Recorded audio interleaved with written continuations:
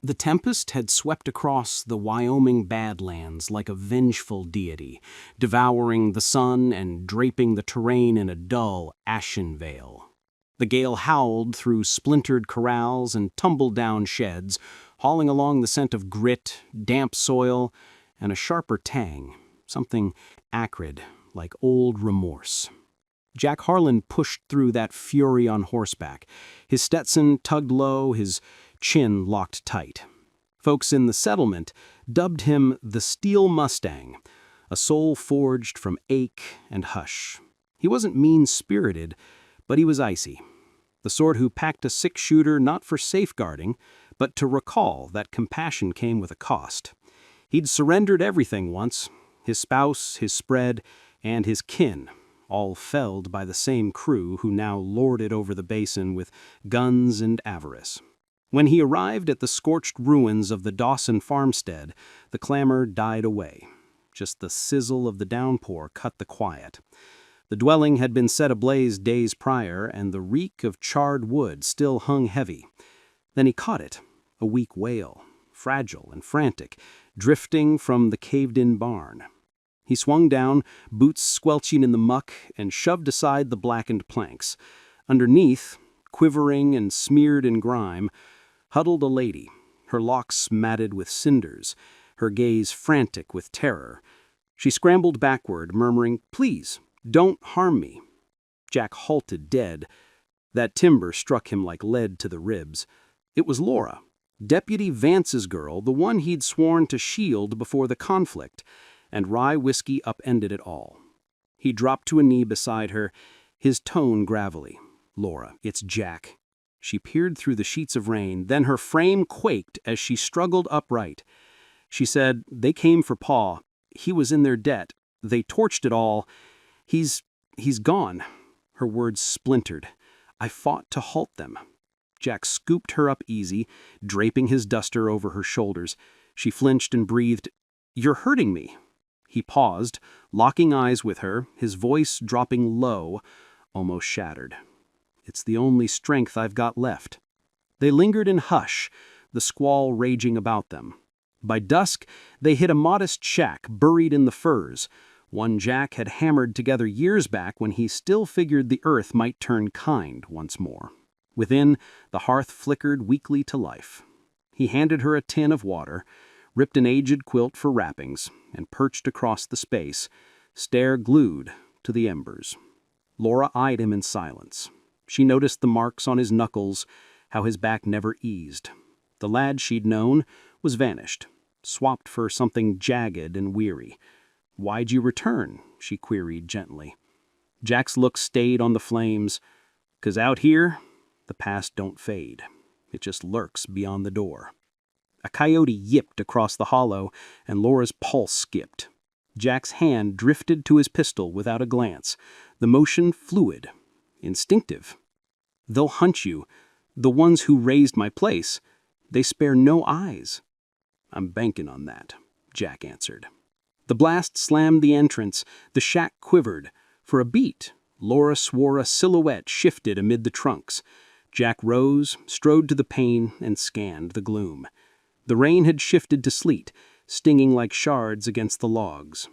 He pivoted to her, tone firm yet burdened. "You rest now. If they're closing in, I'll stand ready." Laura shook her head. "You can't take 'em all." Jack offered a thin, empty grin. That's what they claimed, last go-round. He chambered his six-shooter and set it on the plank. Each round sliding home echoed like a vow gritted out. Laura's eyes welled, not from dread but from something profounder. She recalled the fellow who once laughed under daylight, who'd etched their initials into a willow by the creek. Now he sat before her, shadowed and mute, his spirit smoldering slower than the blaze at his side. When she at last slipped into slumber, Jack ventured out into the chill. Moonbeams pierced the clouds, glinting off his iron. Far below in the basin, dim amber glows winked, torches inching nearer. He drew a long breath, the aroma of sodden spruce flooding his chest. Then he murmured to the dark, "Come, end what you began." The gust bore the thud of hooves through the void. The fury brewed anew, not from above this round, but from the varmints who'd stripped all he cherished, and Jack Harland waited. The night engulfed the shack whole, cloaking it in a stillness so thick even the flames hesitated to pop. Jack loomed at the glass, gaze pinned to the tree line, fingertips grazing the revolver's grip. Every rustle, every groan of beam, every sigh of breeze rang like an omen. He'd fled phantoms for years, but tonight he'd chosen to stand. Inside, Laura twitched in dreams, her breath slight, terror still glued to her even there. When she roused at last, the fire had dwindled low, and Jack remained, a black outline against the dim pane. She breathed, "You ain't slept." He didn't shift. Fellas like me don't rest simple. She pulled the cover snug about her and joined him. Beyond, pale flames danced once more among the firs, torches creeping deliberate, like hunters scenting prey. Laura's words quavered, "How many?" Jack narrowed his eyes. 5, perhaps 6. Plenty.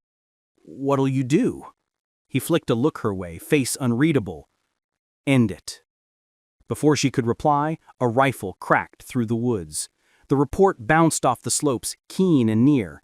Laura startled, gripping his sleeve. Jack's jaw clenched. "They're tossing a warning." He moved to the table, snatched a fistful of shells and fed his long gun. Each clink rang in the cramped space. He said low, "They crave me out there, and they'll torch this too if I stay put." Laura edged nearer. "You can't stroll into 'em, Jack. You'll fall." He met her gaze then, truly saw her. The panic in her eyes tugged something buried deep, something he reckoned lost forever. Maybe that's what this ground craves, a soul with naught left to gamble. She shook her head hard. "You're mistaken. You've still got me." The phrase landed fiercer than any slug. For an instant the space between them cradled it all. The vanished years, the shattered oaths, the burdens they'd hauled alone. Then, wordless, Jack turned, swung the door wide, and melted into the night. The frost nipped his flesh like thorns. The moon sagged low, pallid as bone. Down the slope he spotted them, 5 horsemen, brands aloft, advancing steady and bold. Their cackles drifted through the firs, harsh and heedless. Jack hunkered behind a weathered rock barrier, breaths even. He caught their grunts now, rough, liquored, cocky. One dismounted, booted the dirt. "That Harlan's skulking someplace. Deputy's last too. Boss wants her breathin'." Jack sensed the ancient fury swell, the sort that surged before reason or grace. He leveled his rifle, sighted, and squeezed. The first dropped ere the rest clocked the source. The next round snuffed the brand, plunging the glade into near black. The riders bolted, yelling, blasting blind into the trunks. Laura peered from the shack's window, tears streaking as muzzle flashes lit the dark. She heard Jack's shots, rhythmic and true, amid the bedlam. She whispered prayers, fingers tight to the pendant at her throat. Then hush. The barrage ceased. The night stilled once more. 2 down. Still. "Jack," she called soft, inching to the threshold. No reply. She seized a lamp and plunged into the cold, its glow shaking in her grasp. The hollow below was chaos, smoke and shades, forms sprawled twisted in the slop. And there, bathed in ghostly moon, stood Jack, crimson on his arm, the rifle dangling limp. She dashed to him, lantern clattering aside. You're hit." He glanced her way, a ghost of a smirk pulling his lips. "Just a graze." But she saw the flow, thick and dark, seeping his sleeve. She clamped her palms to the gash, voice fracturing. "You don't dare leave me, Jack Harlan." He let out a faint laugh, wincing. "You still order me about, like old times." She fixed on him, tears spilling quick. "'Cause I never quit. Caring, even through it all." He lifted a shaky hand, grazed her cheek. "Then, reckon I've got reason to cling on, after all." She aided him back to the shack, each stride laden with hurt and glimmer. At the stoop, he glanced valleyward, brands extinguished, clouds parting. The earth seemed serene again, but the calm rang false. "They weren't the lot," he muttered. "Their head man, Clayton, he'll ride himself next." Laura stiffened. "The one who took your kin?" Jack nodded slow, eyes black as pitch. "He's why I turned into this." The hearth shimmered faint, throwing lengthy shades on the planks. Jack sank down, breaths ragged, complexion ashen yet resolute. Laura tended the injury with unsteady fingers. When finished, he clasped her wrist soft. "If aught goes south," he said, "you bolt. Don't glance back." She shook her head. "I won't abandon you." He smiled, small, worn, heavy with a lifetime's grief. "You may need to." Beyond, dawn's first blush kissed the skyline, gilding the peaks. But low in the basin, another shade stirred. A rider on an ebony steed, lone, deliberate. Clayton Boone approached, and this time Jack Harlan wouldn't flee. The sun crested the Wyoming crest, crimson as fresh gore, spilling light over a soil that had forgotten calm. The night's rage had ebbed, but the quiet it bequeathed felt graver than roar. Jack Harlan stood outside the shack, arm bound snug, six-shooter in palm. The ache pulsed, but he paid it no mind. He sensed the hour arriving, the reckoning he'd awaited since his brother's grave under parched dirt and shattered hopes. Laura emerged quiet, tresses free, face drawn. She bore a mug of water, attempted a smile. "You ought to rest," she said. Jack shook his head. "No rest till it's settled." Down in the hollow, a dark mount pierced the fog. Its rider donned a lengthy black coat, powdered with soot. Even afar, Jack knew that mug, Clayton Boone, the fiend who'd raised his world and grinned through the flames. Laura's grip tightened on Jack's limb. "You can still turn away," she breathed. He eyed her with steady gaze. "You turn, I'll follow." She stayed put. "If you face him, you might not return." He dipped a nod. "Then you'll know. I found my ease." Jack descended the porch, each footfall weighty, measured. The air betwixt him and Boone thrummed with ancient loathing. Boone reined in, dismounted, fixed Jack with a smile devoid of warmth. "Well now," Boone hollered, "never figured the steel Mustang still drew breath. Reckon Hades is full up." His reply came low, even. "You stole my kin. You scorched my home. You figure this basin's yours. But it ain't. Not with me upright." Boone chuckled. "You always played the noble fool, Harlan. You speak like the world's in your debt. Fact is, it never was." Jack lifted his iron. "Maybe not, but you are." The hollow hushed.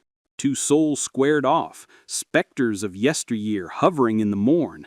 Then Boone lunged swift, sleek, but Jack proved swifter. The initial blast tore the calm. Boone's piece answered, splintering the rail by Jack. Dust billowed, the rebound rolled the ridges. Jack knelt, fired anew. Boone lurched, hand to flank, yet stood. "Think you can end me?" Boone bellowed, rage quake in his tone. "I shaped you." Jack's visage stayed stone. "Then you'll perish by your own handiwork." He loosed one final round. Boone reeled, shock etched eternal, as he crumpled in the mire. The final report hung like a wraith, unwilling to depart. Laura raced down the incline, heart thundering. She beheld Jack over Boone's form, iron lowered, smoke curling from the muzzle. For a stretched moment, neither uttered. Only the breeze stirred, sighing through the firs. Jack at last raised his eyes to her, expression veiled. "It's done." She shook her head. "No, Jack, it never truly ends. Not like this." He slid the six-shooter home, its burden abruptly crushing. His frame shook from loss of blood, and Laura caught him ere he toppled. She laid her palm to his chest, sensing the faint, defiant thump. "Stay with me," she pleaded. He mustered a weak grin. "Guess I still owe you. That twirl by the stream." Tears brimmed her eyes as she drew him near. Then you'd best honor it. Hours slipped by. Boone's crew never showed. Maybe the shot scattered them. Maybe the soil reclaimed its due. By midday, Laura had scrubbed the crimson, eased Jack indoors. He reclined on the cot, frail, yet drawing air. The hearth danced anew, and the wind's murmur through the boughs gentled. For the first spell in ages, Jack felt unhounded, bone-tired, but not shattered. Laura perched beside, her hand in his. What now? He gazed at the rafters long ere speaking. Maybe rebuild. Something modest. Something fire can't claim easy. She smiled faint. And if trouble knocks again? He turned, met her stare. Then I won't stand solo. Beyond, the expanse unfurled broad and gilded. The basin once choked with soot, now gleaming in the noon rays. The phantoms that had plagued Jack Harlan's days had hushed at last. As the sun sank behind the rises, Laura rested against his shoulder, and for the first and forever, he sensed the revolver's load lift from his spirit. The soul that trusted only in retribution had unearthed something worth guarding, and her name was Laura. And out there, under the boundless Wyoming heavens, the steel Mustang finally set his grief to rest.